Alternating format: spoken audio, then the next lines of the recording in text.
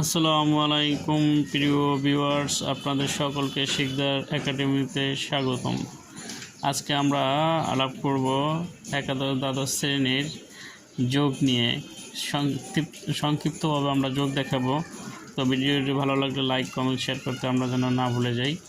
তো আজকে কীভাবে যোগ করা হয়েছে সিস্টেমটা আমরা এখানে আলাপ করব। তো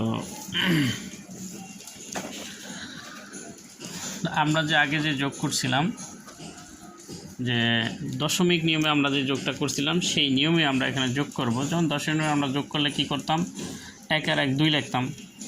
তা এখানে এই সংখ্যাটা হলো বাইনারির সংখ্যা হলো 0 এবং 0। যারা প্রথম এবার ফার্স্ট ইয়ারে ভর্তি হয়েছ তাদের জন্য যে বাইনারি সংখ্যা হলো 0 এবং 1, এই দুইটার হলো বাইনারি সংখ্যা। তাই এখানে বাইনারি বৃত্তি থাকে 2। তা আমরা এখানে তোমাদের সুবিধার জন্য আমি বৃত্তিটা লিখে নিলাম।